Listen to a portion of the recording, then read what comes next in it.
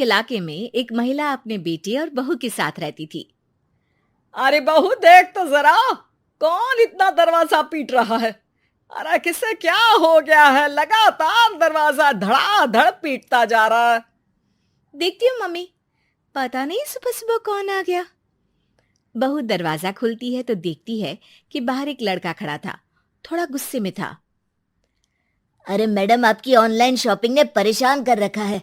बार बार आप अपना सामान वापस लौटाती हैं। कभी एक बार में सामान आता ही नहीं। अरे कैसे बात कर रहे हो?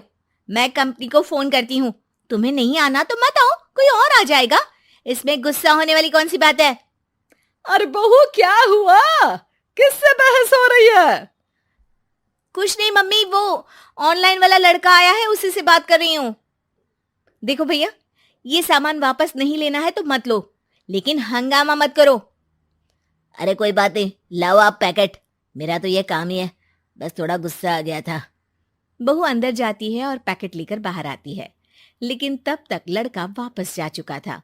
बहू को समझ में नहीं आया कि हुआ क्या। वो अंदर जाती है तो किचन में काम में लग जाती है। अरे बहू, तुम्हें ऑफिस नहीं जाना क्या? कितनी देर हो गई? किचन से आवाज आती है। जाना है, लेकिन इनका नाश्ता तो बना दूं। और उनकी चिंता मत करो, तुम अपना नाश्ता लेकर जाओ, मैं बना दूंगी नाश्ता। अरे तेरा ऑफिस भी तो जरूरी है ना, कितना काम करेगी। ठीक है मम्मी, जाती हूँ, रात का खाना साथ में खाएंगे।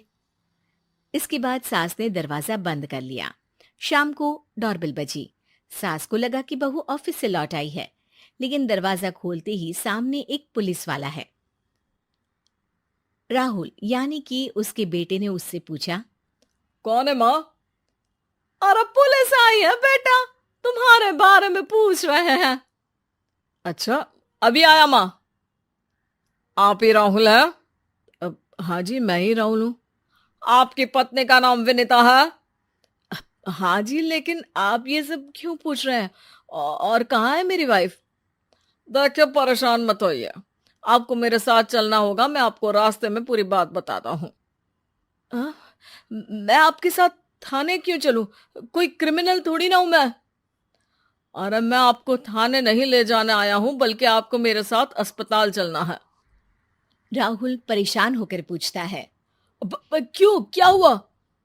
देखिए, आपकी पत्नी का बड़ा एक्सीडेंट हो गया है और वो अस्पताल में भर्ती है। बस किसी तरह से आपका पता मिल सका, इसलिए हम आपको लेने आ गए।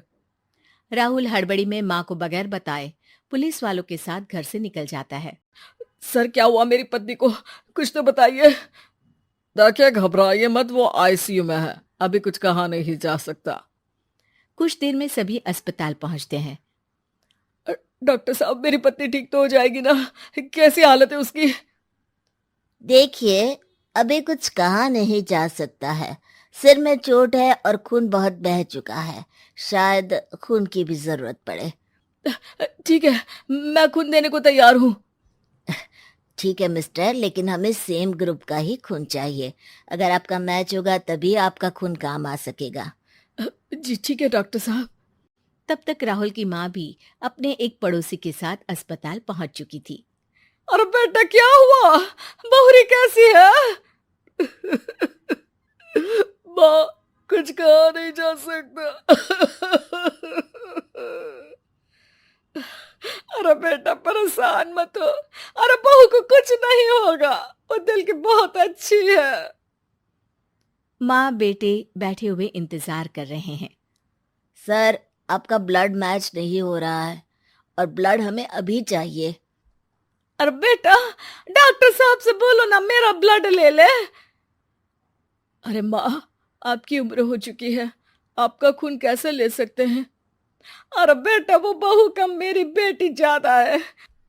उसने दिन रात एक करके इस घर को एक डोर में बांधा हुआ है। अगर वो डोर टूट गई ना, तो मैं अपने खून का क्या करूंगी? राहुल की आंख में भी आंसू आ जाते हैं। ठीक है डॉक्टर साहब, माँ का भी ब्लड टेस्ट कर लीजिए। अगर मैच हो गया तो ठीक है, नहीं तो किसी और को फोन करता हूँ। डॉक्टर ने तुरंत ब्लड सैंपल लेकर भेज दिया। कुछ देर बाद माँ जी का ब्लड ग्रुप मैच कर गया है पेशेंट से। माँ जी तैयार है ना? माँ, क्या सोच रही हो? अरे बेटा, यही कि बहू की जिंदगी के लिए अगर अपनी जिंदगी भी दांव पर लगानी पड़े तो कम है। वो दिन रात हमारे लिए लगी रहती है। हाँ माँ, वो तो है। डॉक्टर साहब, माँ रेडी है, आप ब्लड ले लीजिए। बहू की जान बच गई और उसकी घर वापसी हो गई और एक नई शुरुआत भी। अरे विनीता, नाश्ता तैयार हो गया? जी हाँ, और मम्मी का भी। पहले मम्मी खा ले, उसके बाद हम खाएंगे। अरे तुम माँ की चमची हो क्या? राहुल, मेरी माँ के जाने के बाद उन्होंने ही मेरा माँ की तरह ख्याल रखा है, और उस रात उन्होंने खून नहीं दिया होता तो शायद आज मैं जिंदा भी नहीं होती। इतना तो माँ के लिए बनता ही है ना।